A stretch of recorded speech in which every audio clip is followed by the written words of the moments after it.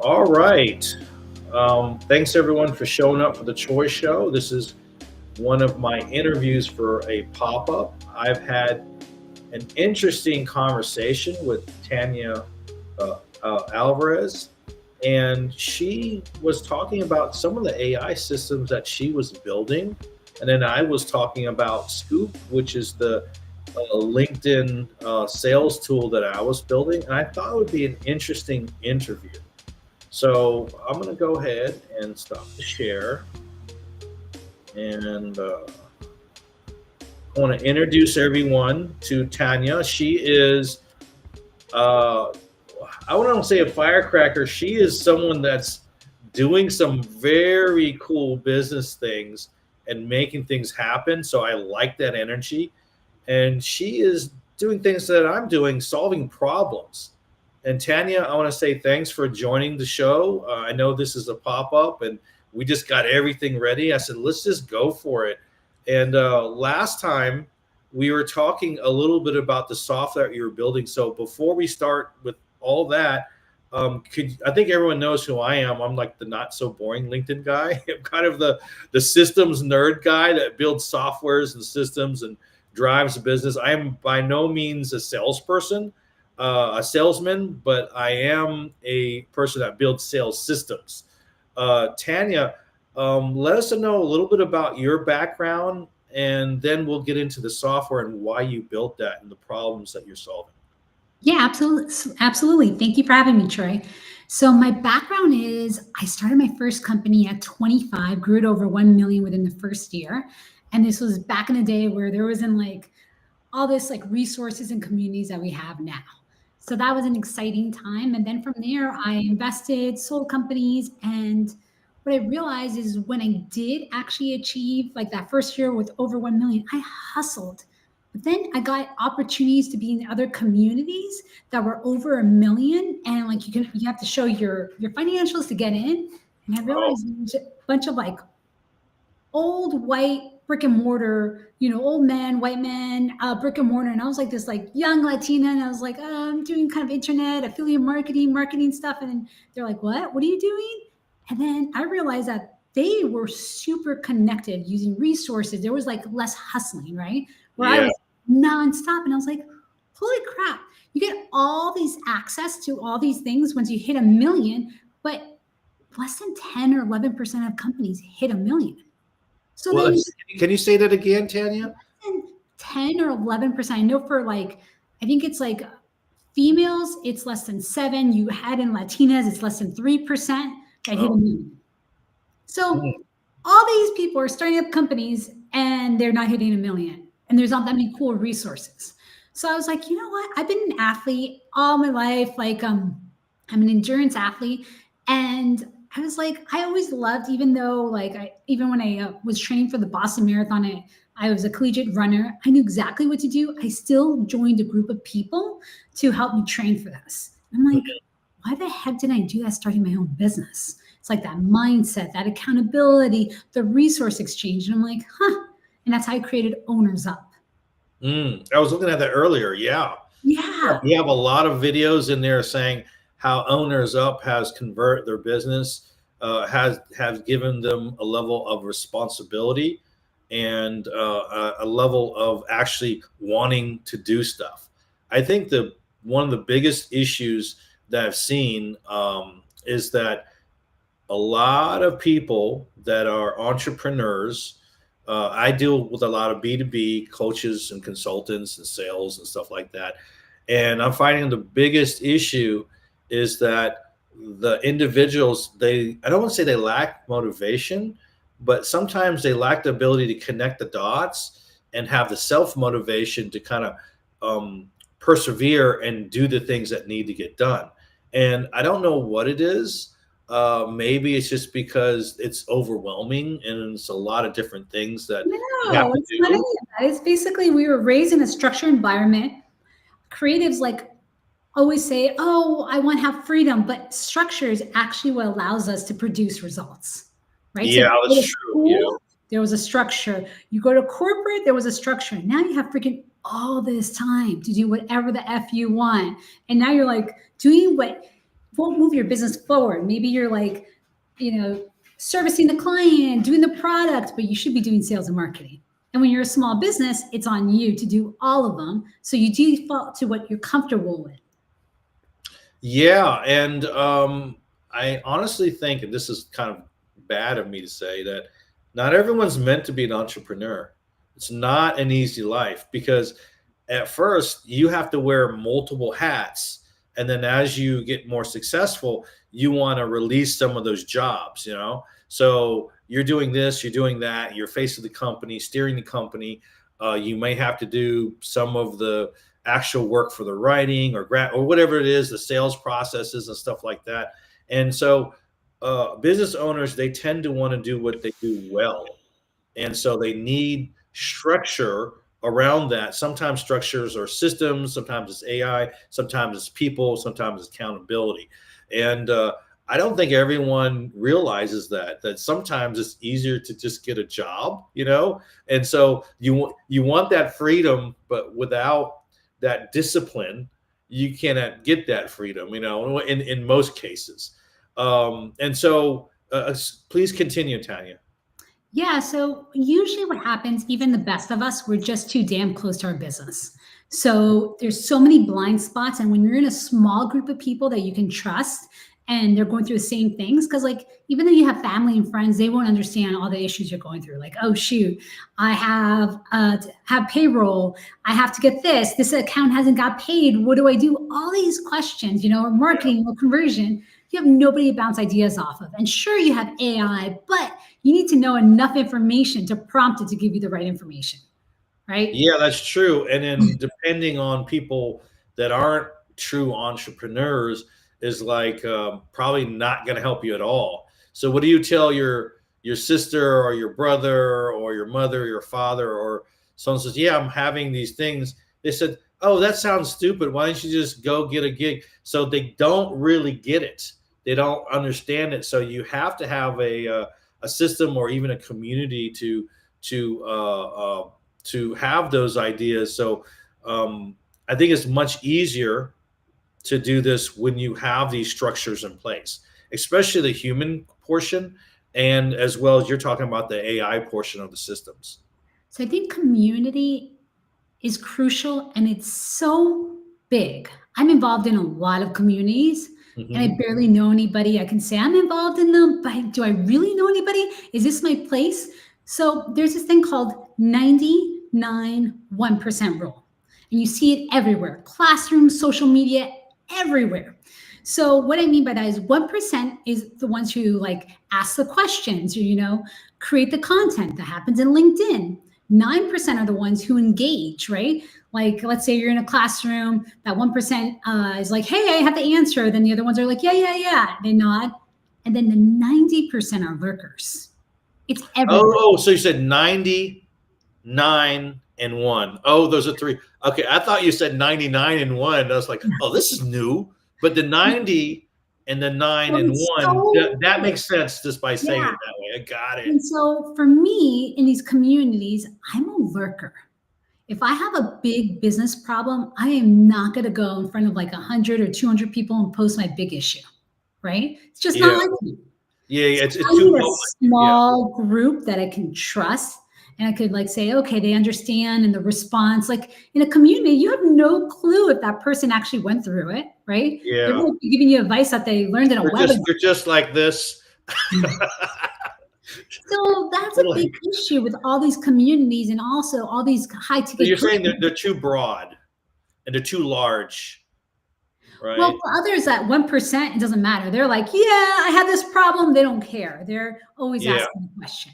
yeah. But for that 9%, yeah. So I get it. So you don't want to, if you have some personal issues or some major business issues, the solution may be something that you want to keep within a small group because you may be putting out a product or disrupting. You never know what it is, but you want to get the peers to be at your level, at your thinking level, the ability to bounce ideas off, the ability to kind of add different angles to potential solutions that you didn't think of.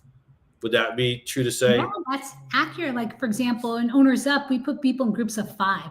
And sometimes what they're dealing with is their partner, right? There's a lot of stress at home, and they're like, who do I talk to about my business? Or Hmm. they're dealing with family matters, financial, like, oh no, this huge bill, like a client didn't pay something. How am I to deal with everything else? Or it could be the scaling. Like, there's so many things that you would not, at least for me, I don't feel safe putting it out there. There's others who do. Well, yeah, I guess it depends on their personality and their business, or whatever the problem to solve is. I totally Yeah, get you're right. If it's like, hey, how do I log into YouTube, or I'm having a YouTube, like it's so general yeah, that sure you can post it. But I mean like the real big challenges that you yeah. actually need to solve for your business. Yeah, I totally get it. We ran into, I built, so I'm a LinkedIn sale, no, I build sales systems through LinkedIn, a lot of applications, and I've done the Fortune 500 stuff, a lot of projects underneath my belt. And I love creating things that convert and build relationships.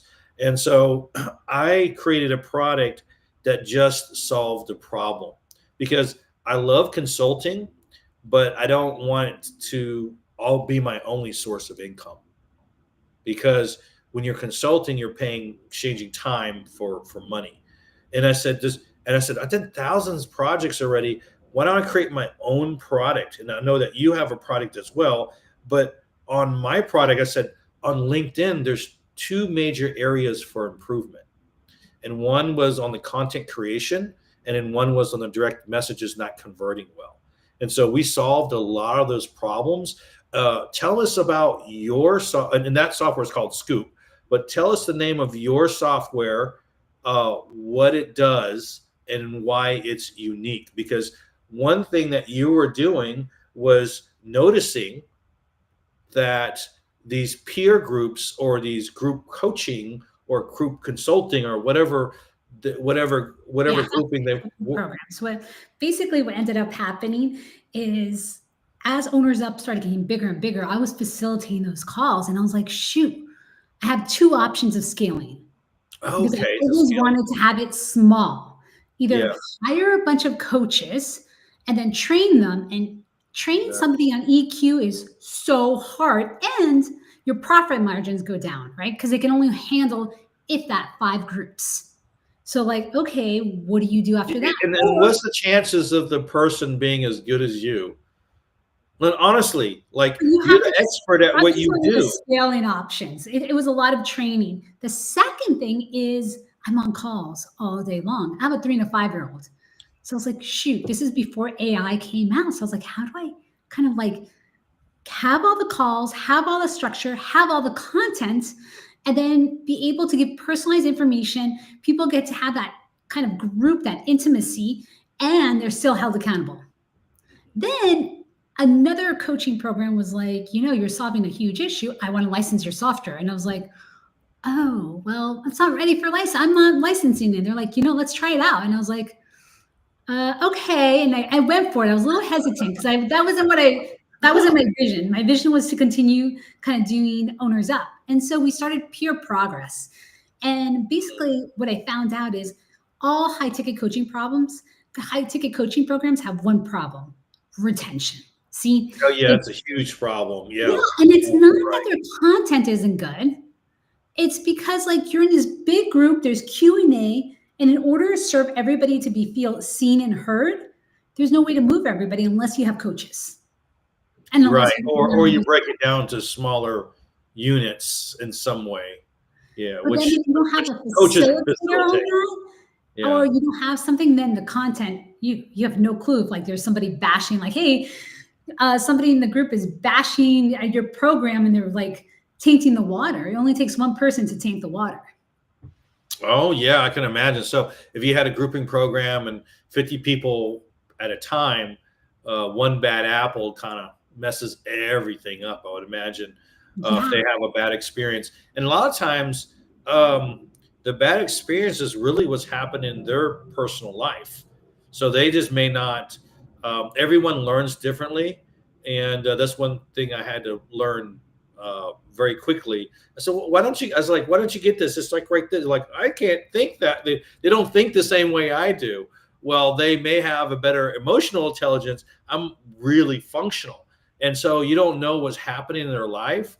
And if they're just not getting something and something didn't work because they misunderstood it, they could totally tear down everyone else. So I could totally see that. Or someone takes the conversation, so it's like a group of 5 to 8, and this one person rambles the whole 40 minutes, and then the other people are like, they're so kind of like polite that didn't get their turn. There's just so many things that Oh, you can't yeah, control, so many variables. But that's true. That's we're true. humans. We all want to be seen, heard. We're pack animals. Yeah. So Well, for the sake of time, so you have peer progress, which is I remember you have an AI component in it. How are you solving the problem of not have to hire a bunch of coaches to grow it, but yet keep the retention together? So how did you solve that? So, because we're holding everybody accountable every week, we're able to get them the results that they have. And then they have a community. So, people actually stay for the community after they get the results, Mm, right?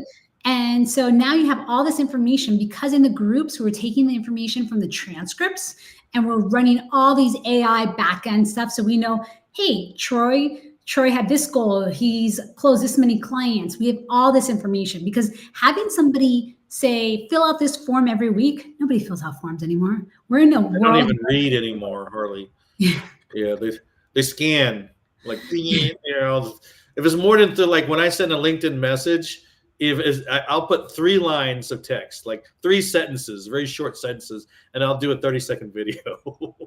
So they get the gist of it, and if they want to know more, they want to hear it. So Yeah, if you're yeah, asking people to do work, it's kind of like now, even your mail, it's like an automated reply. You look at it real quick, oh, send. Like we're getting to a point where it's like fast and efficient. yeah. So in this way, in a group call, you end up getting so much information because people are sharing. And then Hmm. we have a human, so there's an AI component to it. And then we have a human following up and like connecting people.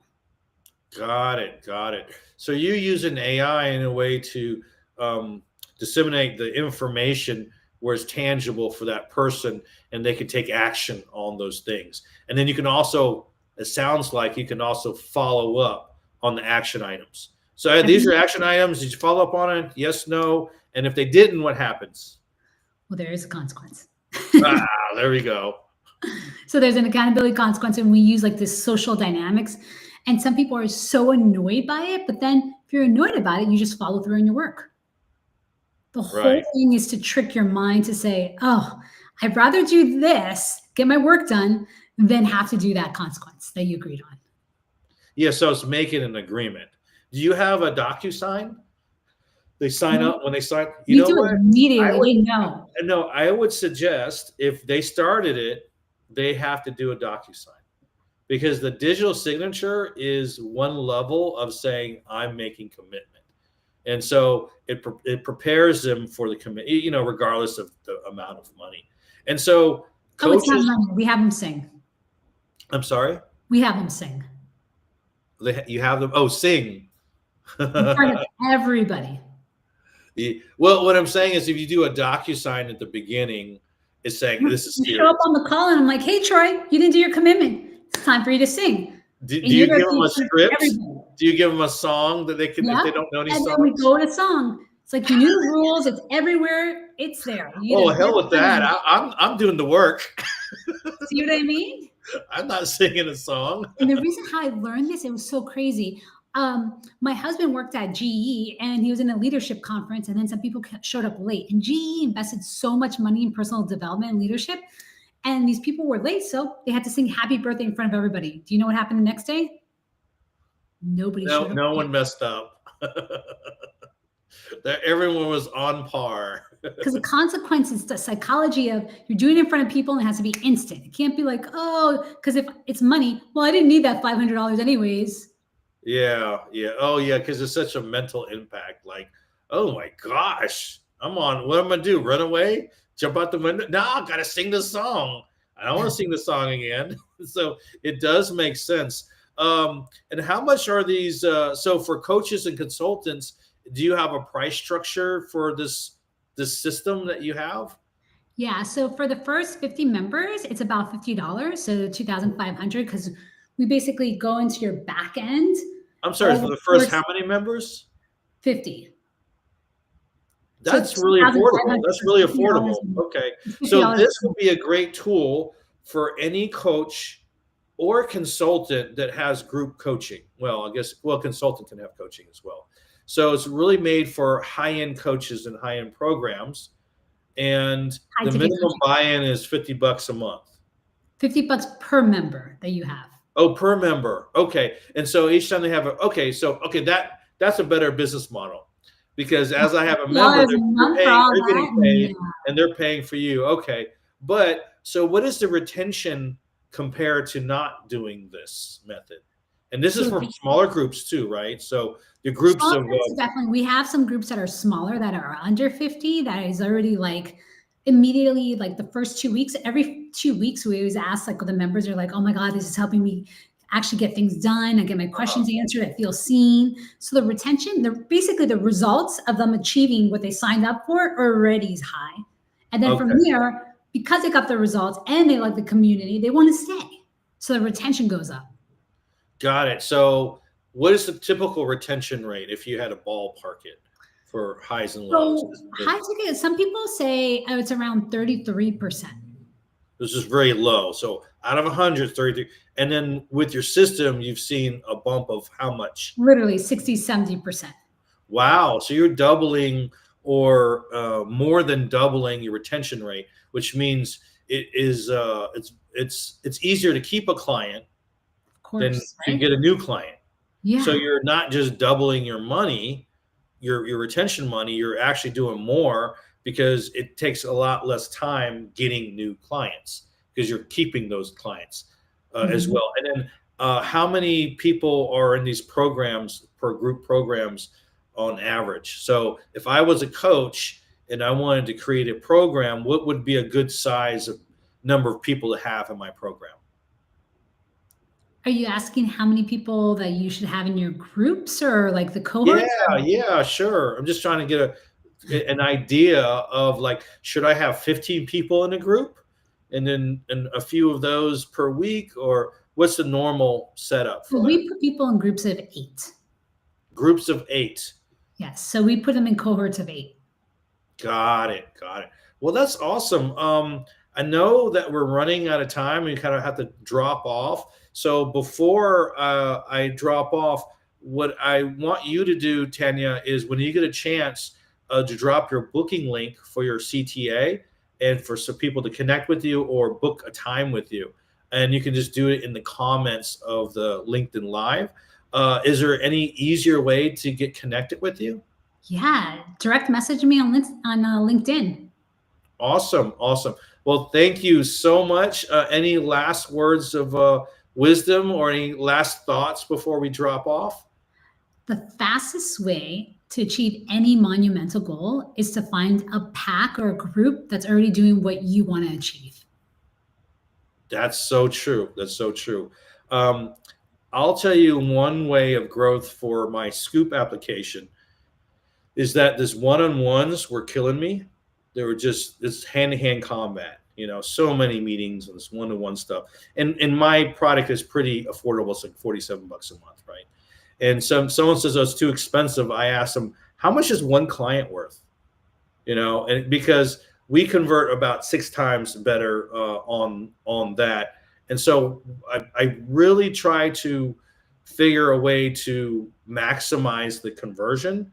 And then one thing I've done was I noticed, well, there's these other people, the other software people that are creating their new software, their new CRM, and I partner with them. And that way we get group licensing and stuff like that. And so you're absolutely right. When you are grouping with people that are like-minded and heading in that same direction, um, it's so much easier and you get so much more information and you actually network with the right people. Yeah. So Absolutely. thank you very much, Tanya. I know I talk a lot, but I got a lot out of this. Thank you so much. Thank you. All right. Okay. Bye, everyone. Thank you.